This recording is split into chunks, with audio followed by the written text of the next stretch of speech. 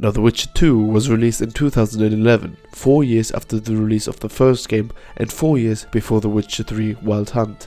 And after already reviewing the first game of the Witcher series, I decided to take a look at the second game and see how it holds up in 2023. Now, as you may know, the world of The Witcher is a very dark and very mature one.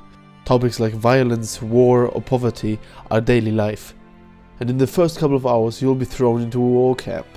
And right from the get-go, you realize that you're in a cell and you're being captive. I don't want to spoil anything here, but as you play on, you realize why you're in that cell, and you're on a mission to track down the guy who got you in that cell in the first place. And the story, like in every Witcher game, is very good. Now, it's very complex and you really have to listen to the dialogue. You meet a lot of characters and a lot of interesting places. And oftentimes you yourself will have to decide how the story will go on. So the decisions in this game make a huge impact and even determine how your game is going to end. Now, one thing that I really liked, and you don't find that in The Witcher 1 or even The Witcher 3, is that you cannot explore everything in one playthrough. Because there's a decision that you'll make that determines one of the locations that you're going to visit, and you can only see one of them in one playthrough. And now the story has 8 different endings that all depend on your choices that you make throughout the game. So if you're in a dialogue, you can't just skip everything, because there might come a choice that will determine heavily how your playthrough is going to turn out. Now, the combat system in this game is very different from the combat system of The Witcher 1.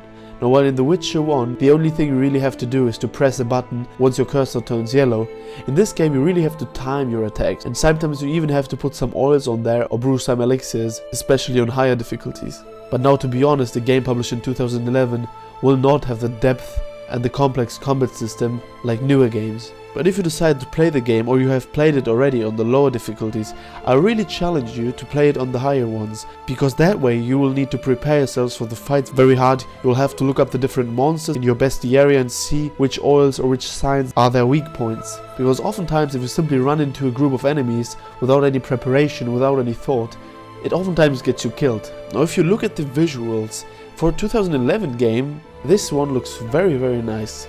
The lighting of the game is extraordinary even for modern RPGs, but also the open world is very well made, and it has one of my favorite video game soundtracks of all time in it.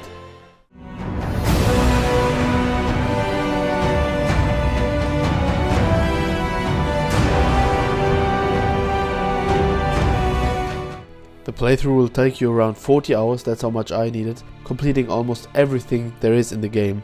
Now on Steam the game is $20, but when it's on sale, like a couple of days ago I saw it for $4 on Steam, and you obviously also can get a Steam key for as low as $1, guys, okay?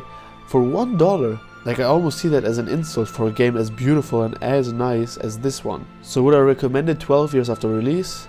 Definitely. And you're a fan of games like Skyrim, Red Dead Redemption, or you have played The Witcher 3 and are thinking about playing The Witcher 2, this game will be highly worth it.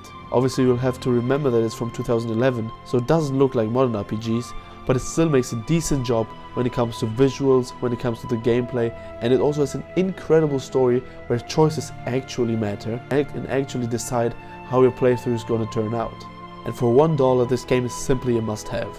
Okay guys, that was it from today's video. That was my review of The Witcher 2 in 2023. I hope you liked the video. If so, you can give me a thumbs up and subscribe to the channels. I'll be making more games like this about RPG open world games. So if you like those, feel free to subscribe to my channel.